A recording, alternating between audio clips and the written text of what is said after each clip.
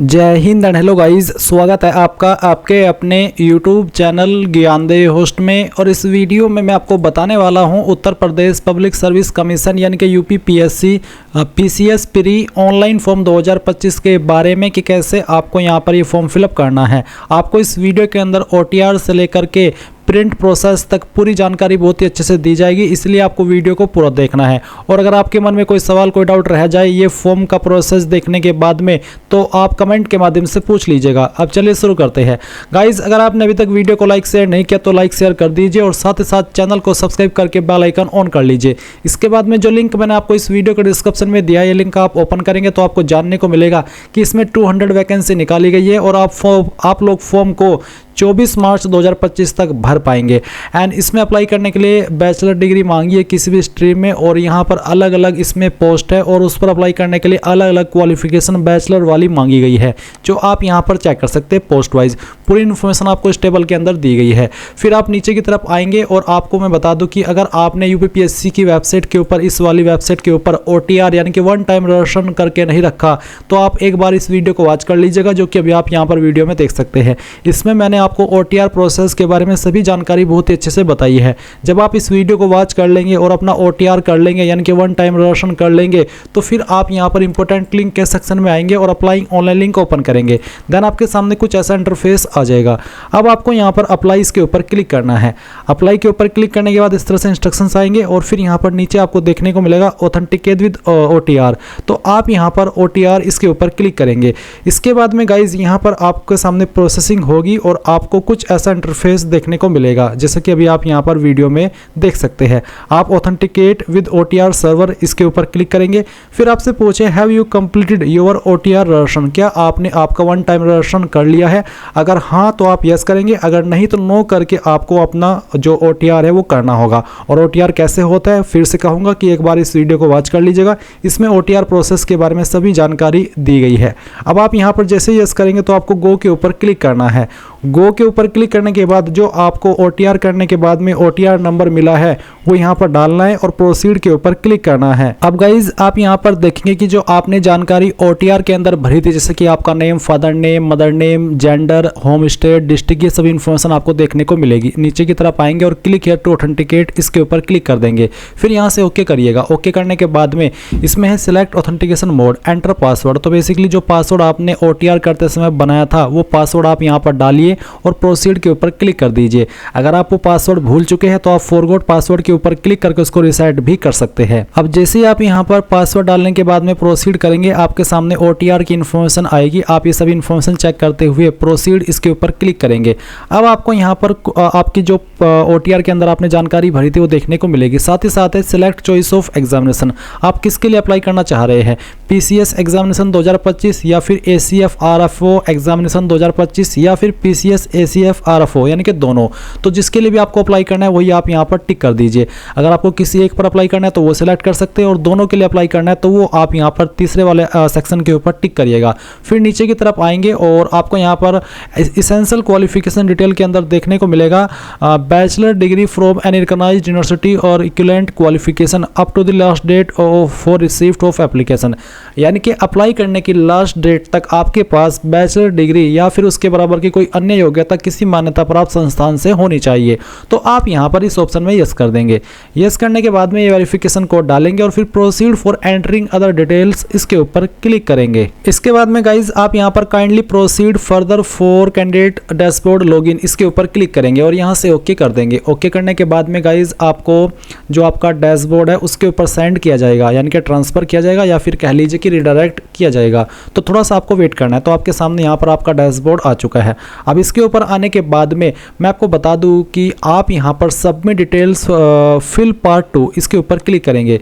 इसके ऊपर क्लिक करने के बाद में आपके सामने फिर से इस तरह से जानकारी आएगी और सभी जानकारी चेक करने के बाद में आप यहाँ पर प्रेफरेंशियल क्वालिफिकेशन के सेक्शन में आएंगे और आपसे एक सवाल पूछे कि डिप्लोमा और degree in public administration from university established by law in India और from an institute recognized by the government. तो अगर आप दोनों पर अप्लाई करें तो मे बी आपके सामने ये वाला ऑप्शन आएगा। अगर आपके पास ये क्वालिफिकेशन है जो या फिर डिग्री है तो आप यहाँ पर यस करेंगे, तो नहीं तो आप नो करेंगे।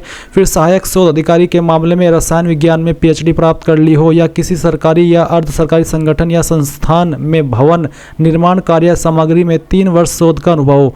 अगर आपके पास ये चीज़ है तो आप यस करेंगे, नहीं तो आप नो कर देंगे। क्योंकि मैंने दोनों को सिलेक्ट किया है, दोनों लेवल पर मैं अप्लाई कर रहा हूँ, तो मेरे सामने ये वाली चीज़ें आ भी रही है और फिर आपके पास ये वाली क्वालिफिकेशन है नहीं है, उसका आंसर आपको यहाँ पर करना है। उसके बाद में आता है कि क्या आपने टेरिटोरियल आर्मी यानी कि प्रादेशिक सेना के अंदर कम से कम 2 साल की सेवा की है। अगर हाँ तो यस, नहीं तो आप नो करेंगे। ये आप ही को डिसाइड करना है कि इसमें यस आएगा या नो आएगा, क्योंकि ये आपके स्टेटस के अकॉर्डिंग सवालों के आंसर आपको करने हैं। फिर आता है कि क्या आपके पास NCC-B सर्टिफिकेट है। अगर हाँ तो यस, नहीं तो आप नो कर देंगे।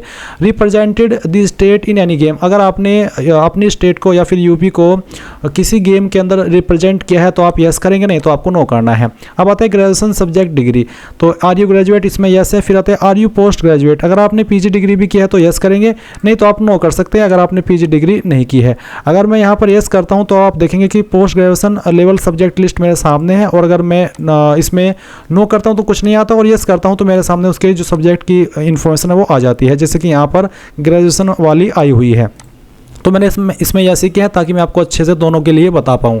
अब आप नीचे आएंगे, देखेंगे ग्रेजुएशन लेवल सब्जेक्ट लिस्ट, तो ग्रेजुएशन लेवल पर आपके पास क्या सब्जेक्ट थे। अगर इनमें जो सब्जेक्ट है वो थे तो वो टिक कर दे, नहीं तो आप अदर सब्जेक्ट टिक कर सकते हैं। जैसे कि मैंने यहाँ पर इसमें अदर सब्जेक्ट टिक किया है तो आप देख सकते हैं अदर सब्जेक्ट आ गया। पर अगर आपके सब्जेक्ट इसी में जो यहाँ पर दिए गए इन्हीं में से है तो वो आप यहाँ पर इस तरह से सिलेक्ट कर लीजिएगा, जैसे कि मैं आपको सिलेक्ट करके दिखा रहा हूँ। जो भी आपके पास ग्रेजुएशन लेवल पर सब्जेक्ट थे या फिर जो भी आपका डिसिप्लिन था, इस तरह से गाइज आपको ये सिलेक्ट करना होगा। इसके बाद आप यहाँ पर देखेंगे पोस्ट ग्रेजुएशन का, तो पोस्ट ग्रेजुएशन में भी आपके पास जो भी था वो आप यहाँ पर इस तरह से टिक करिएगा। मैं डेमो के लिए आपको ये टिक करके दिखा रहा हूँ, आप आपके रियल जो सब्जेक्ट थे वो यहाँ पर टिक कर दीजिएगा। फिर आप नीचे की तरफ आएंगे और आपको देखने को मिलेगा specific qualification post through written examination and interview, तो आप जिस पोस्ट के लिए एलिजिबल है उसमें आप यहाँ पर यस कर देंगे। जैसे कि डिस्ट्रिक्ट एडमिनिस्ट्रेटिव ऑफिसर की पोस्ट पर अप्लाई करने के लिए पोस्ट ग्रेजुएट डिग्री मांगी गई है और इसमें अगर आपके पास है तो यस करेंगे, नहीं तो आप नो कर देंगे। इसी प्रकार से फिर लेबर इन्फोर्समेंट ऑफिसर पर अप्लाई करने के लिए जो क्वालिफिकेशन है वो यहाँ पर दी गई है, अगर आपके पास ये क्वालिफिकेशन है तो यस करिए, नहीं तो आप यहाँ पर नो कर देंगे। क्योंकि अगर आप दोनों पर अप्लाई कर रहे हैं तो आपको बताना होगा कि आपके पास कौन सी क्वालिफिकेशन है, यानी कि किस पोस्ट की क्वालिफिकेशन है और किस पोस्ट की क्वालिफिकेशन नहीं है। फिर आता है फूड सेफ्टी ऑफिसर, इस पर अप्लाई करने के लिए bachelor degree in food technology और डायरी या फिर डेयरी टेक्नोलॉजी और बायोटेक्नोलॉजी अगर आपके पास है इसमें बैचलर डिग्री तो यस कर दे, नहीं तो आप नो करेंगे। तो यहाँ पर आपको एक एक पोस्ट को देख लेना है और जो भी आपके पास क्वालिफिकेशन है उसके सामने यस कर देना है, और जो जिस पोस्ट की क्वालिफिकेशन नहीं है उसमें आप नो कर दीजिए। तो इस तरह से मैं आपको यहाँ पर ये करके दिखा रहा हूँ। आपको उसी पोस्ट की क्वालिफिकेशन को पढ़ना है, देखना है कि उसके सामने क्या क्वालिफिकेशन मांगी है, और वो क्वालिफिकेशन अगर आपने की है तो उसमें यस कर दें, नहीं की है आपके पास नहीं है तो आप उसमें नो कर दीजिएगा। जिन जिन पोस्ट के लिए आप एलिजिबल है और क्वालिफिकेशन के अकॉर्डिंग उसके सामने आपको आंसर यस में कर देना है। फिर आपसे पूछे डू यू नो हिंदी इन देवनागरी लिपि, देवनागरी लिपि यही होती है जो कि यहाँ पर आपको दी गई है, ये वाली, इसको देवनागरी लिपि ही बोलते हैं, तो ये आपको आती है, आप इसमें यस कर दीजिए। इसके बाद फिर आप नीचे की तरफ आएंगे, एड्रेस देखेंगे और आता है I accept the above declaration, इसमें आप यहाँ पर यस कर देंगे। और उसके बाद जो सिक्योरिटी कोड या फिर कह लीजिए कि कैप्चा कोड आपके सामने आया है, ये कैप्चा कोड आपको यहाँ पर भरना है और फिर आप प्रीव्यू फॉर्म इसके ऊपर क्लिक करेंगे और यहाँ से आपको ओके कर देना है। ओके करने के बाद में जो भी जानकारी आपने भरी है, उसका प्रीव्यू आपके सामने आ जाएगा। आप एक एक करके सभी जानकारी चेक कर लीजिएगा। जब आपको लगे कि यहाँ सभी जानकारी सही है तो ही आप सबमिट एप्लीकेशन फॉर्म पर क्लिक करके यहाँ से ओके कीजिएगा, नहीं तो एडिट का ऑप्शन भी दिया गया है, आप एडिट पर क्लिक करके उसको एडिट कर सकते हैं जो भी आपको लगता है कि मेरे से ये जानकारी गलत हो गई है। तो मैंने सभी जानकारी चेक कर ली और सबमिट एप्लीकेशन फॉर्म इसके ऊपर क्लिक कर दिया। अब यहाँ पर आपको अपनी फीस के लिए जाने, तो आप यहाँ पर do you want to proceed for fee payment, आप इस पर यस कर दीजिए।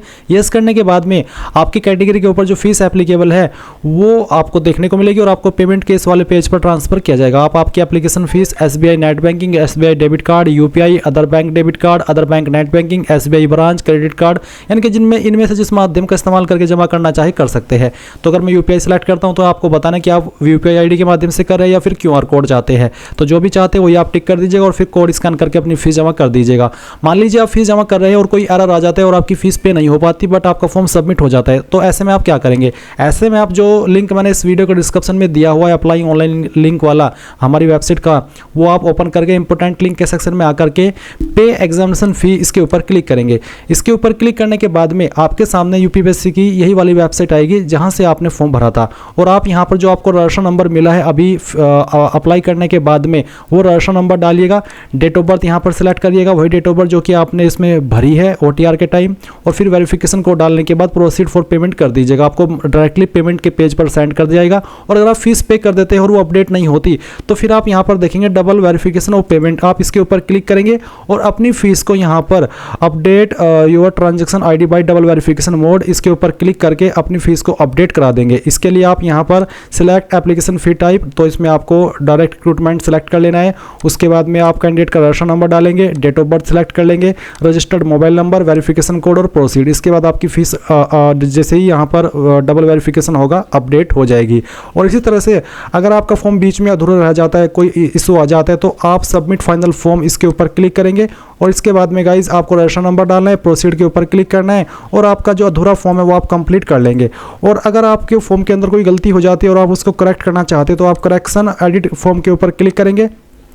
यहाँ पर आप आएंगे और जो आपको यहाँ पर कैंडिडेट हेल्प डेस्क देखने को मिल रहा है आप ये देखेंगे और ऊपर देखेंगे सबमिट मॉडिफाई एप्लीकेशन फॉर्म, तो आप सबमिट मॉडिफाई एप्लीकेशन फॉर्म के ऊपर क्लिक करेंगे, कैंडिडेट का रजिस्ट्रेशन नंबर डालेंगे और प्रोसीड कर देंगे। इसके बाद आपको आपका फॉर्म एडिट करने का ऑप्शन मिल जाएगा।